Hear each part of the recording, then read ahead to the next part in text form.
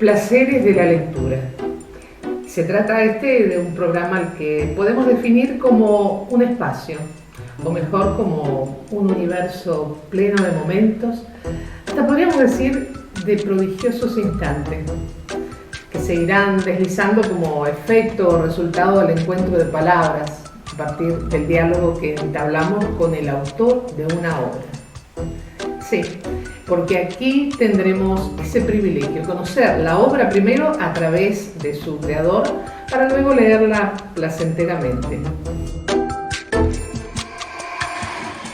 Todo el desciframiento, imagínate que participan no solo arqueólogos, antropólogos, sino los lingüistas. Acá han participado. Impresionante. Es impresionante. Además la perfección de la imagen, ¿no? Claro, la característica, y sigue, ¿no? Sí. Y sigue del otro lado también.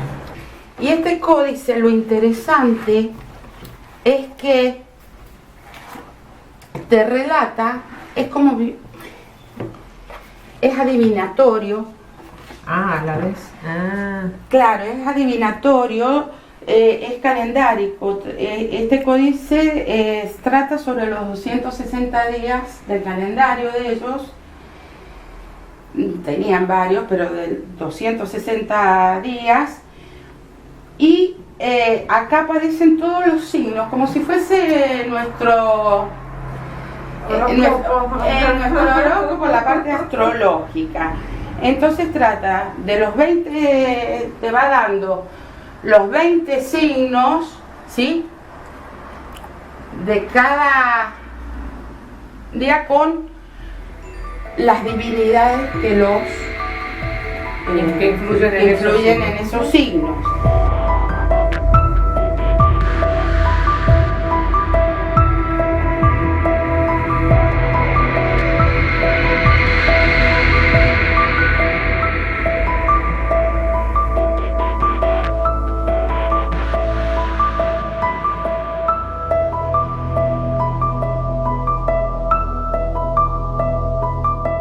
Placer en este primer programa que se inicia relacionado con la lectura fundamentalmente y los goces de la lectura.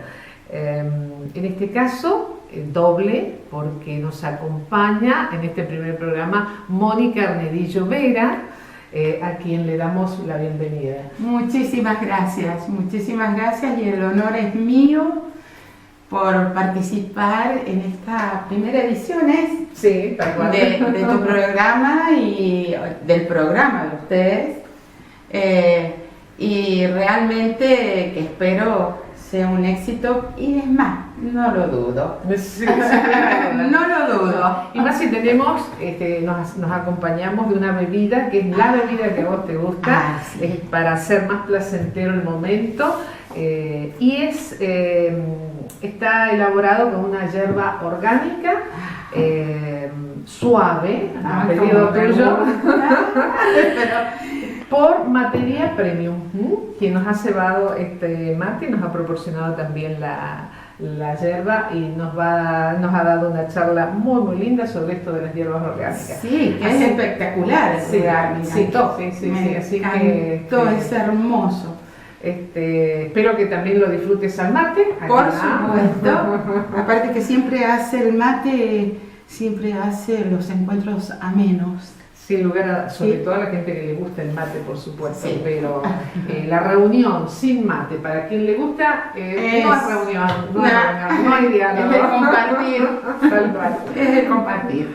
Bien, bueno, Mónica, en este Apoya Libros o Posa Libro, que es una bicicleta, sí, que para mí sí, hermosa realmente, me evoca la presencia de mi padre, porque él tenía una bicicleta así, bueno, no con un asiento así tan exagerado, pero con parrilla y demás, que a escala, bueno, era un rodado 20. Así que precisamente también la elegí porque cuando leo o cuando hay una reunión placentera, un diálogo, me gusta estar rodeada, además del mate, de elementos que que me traigan a la memoria personas o situaciones agradables y bueno, imagínate, la memoria de mi padre para mí es fundamental. Así que sí. Una energía muy especial llevas con vos, energía que no solamente está en esta bicicleta bellísima y que contiene lo que más te gusta, que es la lectura, tal cual, sino que también te acompaña la energía de tu papá. Sí. Bueno, vos sos una conocedora de estas cosas que vamos a hablar enseguida también de algo de esto. Y en este Polla Libros tenemos este libro, que es el que hoy nos convoca también, porque es tu primer gran obra. No es la primera obra, tengo entendido, porque has escrito otras cosas. Sí, he escrito antes obras de teatro, esas no fueron editadas. Pero algunas sí han sido presentadas, se han llevado a escena, ¿no es cierto? Sí, las obras de teatro, sí, en aquel entonces... ¿Hablamos de qué época? Yo tendría, imagínate, 20 y pico de años, recién llegada a Buenos Aires de estudiar y daba clases en el Polivalente de Arte. Y ahí empecé a dar clases de teatro. Y esa experiencia de dar clases de teatro nos llevó a hacer con el grupo de chicos de la escuela un grupo independiente que era Visage. Entonces ahí me dediqué también a escribir algunas obras que llevamos a escena, algunas se representaron en el Roma, después otra que habíamos ganado, me acuerdo, un certamen, la presentamos en el Teatro Independencia, que fue mágico. Nos habían dado horarios para ensayar y los chicos me querían matar, imagínate, eran jovencitos y yo había elegido a las 6 de la mañana y a las 6 de la mañana entrar al Teatro Independencia, en ese silencio, ellos quedaron así impresionados y nunca me voy a olvidar que había un estudiante de saxo que le prestaban a esa hora el teatro. Entonces imagínate esa hora, entrar al Teatro Independencia con los chicos que nunca habían entrado y escuchar de fondo un saxo. Fue mágico. Así que bueno, ahí se representó Cadenas. Después, bueno, Prometeo y Pandora, que fue con otro grupo ya de escuela, que ahí hicimos, fue en Biblos, era. En Biblos. En Biblos, en Biblos en el museo. Bueno, después otras obras, pero ya de autores, Prohibido suicidarse en primavera, Escena para 3 personajes. ¿Vos dirigías las obras? Sí. Perfecto, sí, así que una experiencia. Dramaturga y directora de teatro, bien. Sí, novelista. Novelista. Que siempre fue mi pasión. En realidad, cuando yo estudié la carrera como para docente, que fue en Buenos Aires, yo me acuerdo que llegué y dije, bueno, tenía que elegir urgente.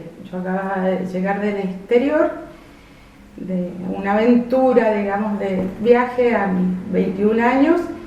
Dije, bueno, no puedo perder tiempo. ¿Qué elijo? Filosofía y letras. Y si rindo mal el pre, pierdo un año acá. Teatro, no, teatro puedo hacer cuando quiera. Entonces, bueno, encontré el profesorado de Lengua, Literatura e Historia. Era en el Instituto Argentino de Enseñanza Superior, pero era privado. Pero si tenías buenas notas, te daban una beca. Y bueno, ahí en Buenos Aires trabajaba para estudiar y en realidad no estudié esa carrera porque amara la docencia, sino por el contenido. Porque quería escribir siempre. Desde niña, ¿viste? Me gustaba escribir, herencia también de mi madre, ¿no? Mi gran maestra, la gran lectora, una gran lectora y que nos relataba cuentos siempre de niña. Entonces, bueno, yo me marcó. A mi hermana la marcó más mi abuelo y mi papá, con lo que es las artes plásticas.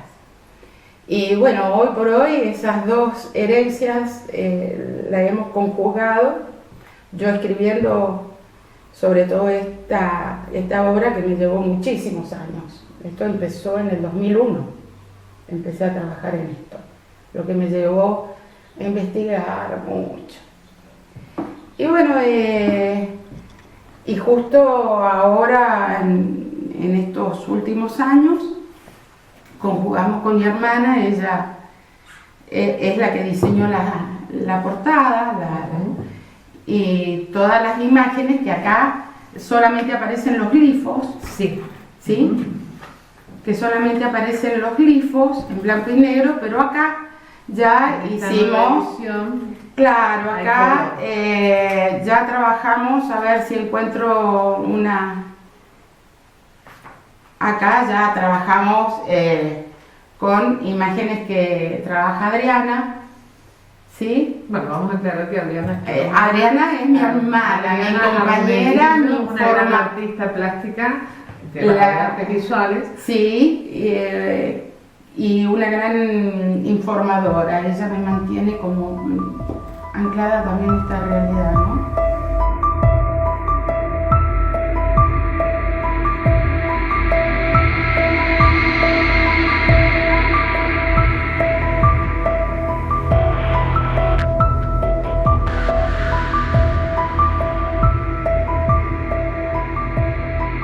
En el 2001,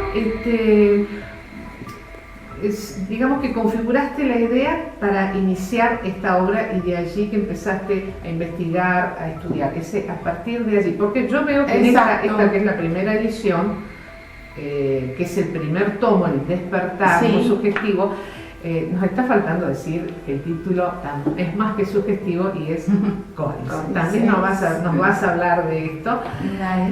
Como subtítulo, El Despertar. Tiene una edición del 2014. O sea, del 2001 al 2014 estuviste trabajando y concibiendo la idea. Exacto. Y perfecto. A mí se me ocurre pensar, el tema que más o menos acá en esto, en la contratapa aparece, ¿ya lo tenías pensado o surge posteriormente? Acá en la contratapa, en la primera parte, dice: El Despertar es el primer volumen de la saga. Estamos hablando no solo de una novela, estamos hablando de la historia de una familia o de un linaje, ¿no? Que lleva más de un tomo. En este caso, pues vamos a hablar, creo que ha quedado en una trilogía, pero en algún momento también ha sido más extensa en cuanto a números de libros, pero no, o también de contenido. En contenido también. En contenido también. Ha sido un proceso largo. Y continúa ese proceso de corrección, de modificación, de perfeccionamiento, continúa. Aquí dice, relata el origen del peligro que el universo corre de caer en manos de la oscuridad. Básicamente ese es el tema, ¿no es cierto? Exacto, ese es el tema central, ¿sí? Cuando me preguntas cómo surge, en realidad fue una conjunción antes de que surgiera la idea de la saga. Trabajábamos con mi hermana Adriana, que es mi compañera de vida y de trabajo. Trabajábamos, ella en realidad tenía un proyecto con Flavio Cabobianco, que es un escritor de Buenos Aires, de Vengo del Sol, y tenían un proyecto de El Juego de las Sombras. El Juego de las Sombras es un juego de rol. Y me habían pedido que escribiera historias basadas en la cultura maya. Y mi hermana también, a su vez, escribió otras historias. En realidad, bueno, en ese momento, Ciruelo lleva el trabajo ya concluidos, Ciruelo lo lleva a España y justo había habido un conflicto serio, porque el juego de rol se juega, es un juego de tablero, pero también que lo llevas a escena.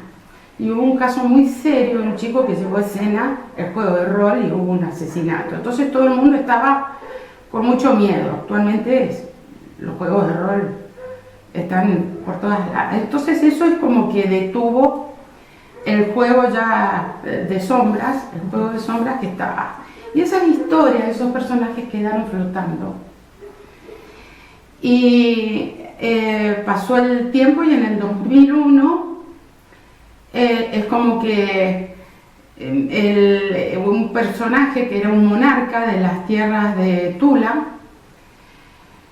esa era una de las historias que había escrito, es como que me llamó y me dijo, no, acá no me dejas, me sacás de este bucle del tiempo, porque yo lo había puesto en un bucle del tiempo, en las tierras de Tula, y en conflicto continuamente en guerra con Tacuba. Y justo también había quedado el Ser Gemelos, una historia que había escrito mi hermana. Y en ese momento, con las dos historias y basadas en la sombra,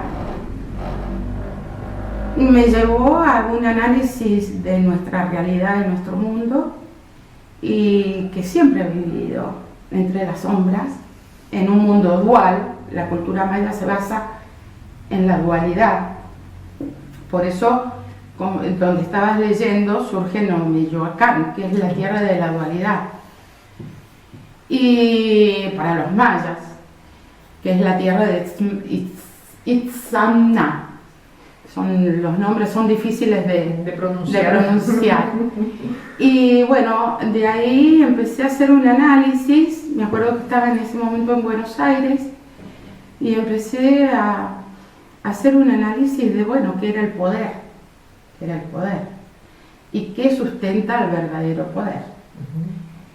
Y el conflicto el continuo enfrentamiento entre esta dualidad, la luz, la oscuridad, y que en realidad nosotros vivimos inmersos en esto, no hace mucho, estamos inmersos en esta lucha de luz y oscuridad.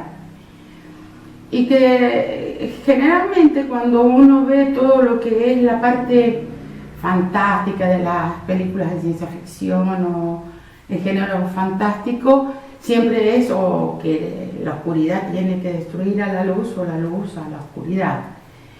Y en realidad, desde mi punto de vista, dije, bueno, acá la luz es contenedora también de la oscuridad, es una cosa, es el yin y el yang, una sin la otra no puede existir. Exacto, entonces empezó este periplo de los héroes,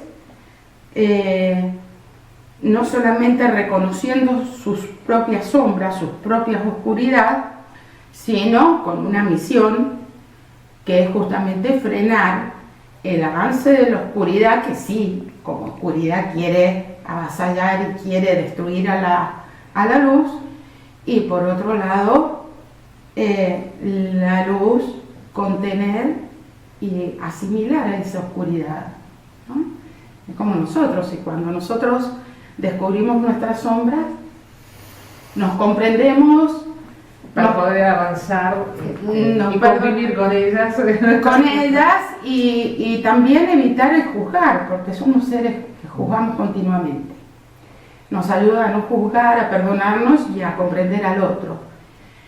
Y realmente, bueno, todo también basado en un análisis sobre el poder, que es lo que sustenta el poder, y ahí es donde surgieron estos personajes. ¿Sí? Bien, eso responde a una pregunta que sí. yo tenía, de alguna manera, porque los personajes ya habían sido concebidos y el ambiente de los personajes ya estaba también concebido, porque en una saga obviamente siempre hay un entorno diferente, ¿no? En este caso, bueno, hay un pasado, un presente y un futuro. Y este pasado está ambientado mágicamente en América Latina y en un periodo precolombino. Me pareció más que fantástica esa elección. De alguna manera ya estaba hecha entonces en la sombra, Exacto, estaba este monarca esperando que lo sacara de estas tierras. Y sí, básicamente porque cuando empecé con el trabajo con mi hermana en el juego, si bien yo había estudiado ya la cultura maya, todas las culturas mesoamericanas, siempre me fascinó y como a mi hermana, que toda la vida le había fascinado, esta cultura que es mágica. Y empecé a plantearme, siempre estamos admirando, leyendo y que obviamente es enriquecedor todas las sagas que están basadas en Europa, ¿sí? Y digo, teniendo una cultura tan rica, tan cerca y tan nuestra también, ¿sí? Porque esa energía ha quedado y sigue quedando y la tenemos alrededor. La cultura mesoamericana es una cultura riquísima en magia, en fantasía, y también que por eso fue transformándose la obra. Cuando te adentras a estudiarla, te encontrás con cuadros de ciencia, de lo que sería ciencia ficción y que yo llamo realidad, ¿no? Placeres de la lectura, porque aquí tendremos ese privilegio, el conocer la obra primero a través de su creador, para luego leerla placenteramente. Mónica Arnedillo Vega no solo es profesora de lengua, literatura e historia, también se ha especializado en otras áreas, como lo es en la terapia cognitiva, corporal y gestáltica. En todo este crecimiento tuyo, seguramente han influido muchos maestros. ¿Quiénes son esos maestros? En realidad mi respuesta es muy simple. Mis grandes maestros son mi padre, Filito, mi madre, la Chicha, y mi hermana. ¿Por qué digo mis grandes maestros? Porque, y por eso los tengo siempre delante del escritorio. Mi padre nos enseñó desde muy niñas a mirar el cielo. Nos íbamos a la cuesta en esas noches oscuras sin lunas y a mirar ese cielo que se veía, y ahí nos explicaba de las constelaciones, de los planetas. Y también él era muy amante de la ciencia ficción de entonces, y bueno, hablábamos mucho de los posibles seres que existieran. Nosotras éramos muy chicas. Y por otro lado, mi madre, que si bien ella no terminó la primaria, era una lectora fantástica. La mayor cantidad de libros eran de mi madre.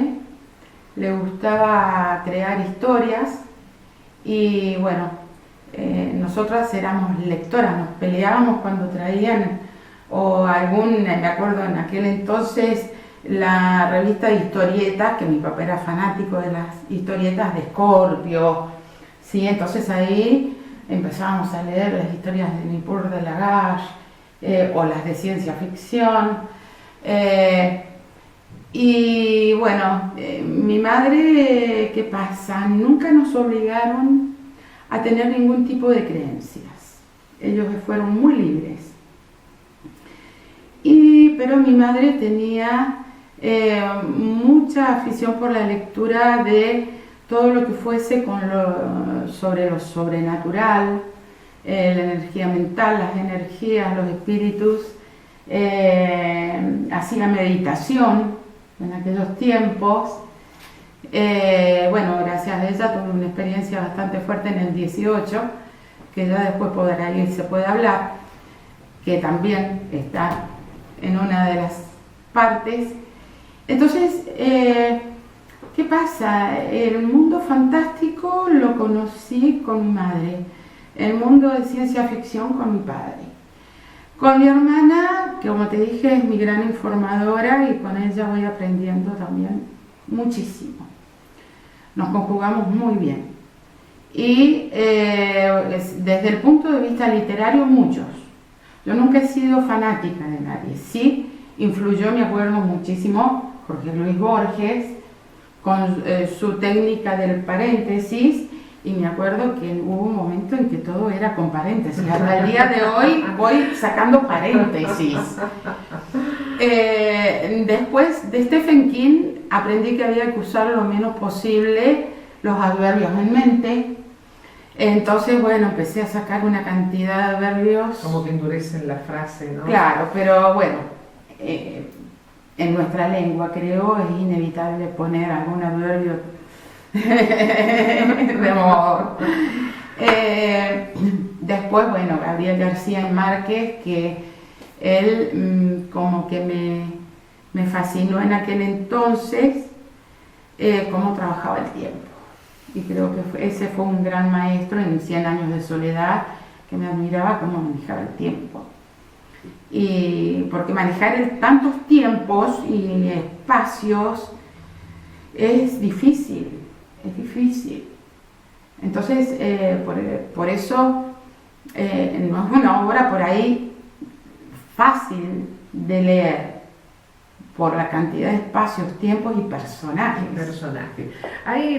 A raíz de esto, no es una obra fácil, sin lugar a dudas, es una trilogía, sí. Y si bien acá estamos viendo una serie que después vamos a hablar porque responde a una edición intermedia. Exacto. Y además esta edición intermedia sería muy lindo que después nos contaras porque también la estás plasmando o ya está plasmada, ¿no?, a través de la inteligencia artificial, que sí. se puede ver visualmente, ¿no? En esta obra, en esta trilogía hay una secuencia en los títulos de cada parte de la trilogía: el despertar, en los umbrales, la revelación. ¿A qué se debe esa secuencia? Bien, en el despertar, básicamente es el despertar de los héroes a su historia personal, a sus ancestros, porque muchos han perdido la memoria en este cruce de tiempos, son criados por otras familias, o sea, muchos de ellos son adoptivos y con familias muy específicas que los marcan. Entonces, y hay una persona, una mujer, que es una guerrera y chamana y hechicera, que es Sara, que vive en la Isla del Sol, en el lago Titicaca. Y bueno, ahí llega un arqueólogo, que es uno de los tantos niños, y la misión de ella, uno de los 8, y este arqueólogo, Leo, que llega con Sombra, un perro, que a la vez es coyote, y llega a la Isla del Sol por encargo de su padre, porque él estaba en una misión en Bolivia. Llega al Titicaca, a la Isla del Sol, y esta mujer es la que lo inicia en el camino al despertar, porque no recuerda nada de su pasado. Solamente acá sí voy a hacer una aclaración.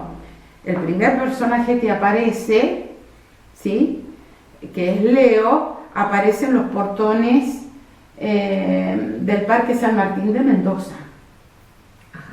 Ahí es donde él aparece de niño, cuando cae en esta dimensión aparece ahí, en Mendoza. Y bueno, sin memoria. Y es causa de experimentos, todo, hasta que lo adopta este matrimonio, que tiene sus características, y llega a la Isla del Sol. Y ahí Sara empieza ese periplo para que él despierte, y luego que él despierta a esa nueva realidad, que el mundo no es tal como le contaron, que todo lo que estudió como arqueólogo y en la escuela no es tal como le contaron, y él empieza con Sara como guía en la búsqueda de sus hermanos. su proceso es despertar a los otros hermanos que han quedado también aletargados en distintos tiempos y espacios. Digamos que este despertar de Leo, si lo comparamos con la realidad, no es pura casualidad. Para nada, porque es no solamente despertar hacia la esencia de uno, como decíamos, sombra, luz interior, sino despertar, a ver, en este plano que es la Tierra o el planeta azul, como lo llamo, es tal cual como nos lo cuenta. Sus orígenes es tal cual. En el 2020 muchos hemos visto otra realidad. Y bueno, en el 2020 fue el proceso más ferviente y más rico para mí, porque ahí empecé a descubrir muchas cosas que me llevaron también a estar en procesos como Leo, en momentos de tristeza, mucha tristeza, desilusión, bronca, pero también todo eso se transformó después de trabajarlo interiormente y procesarlo, se transformó en coraje, se transformó en empoderamiento, ¿sí? Y en forjar mi propio universo.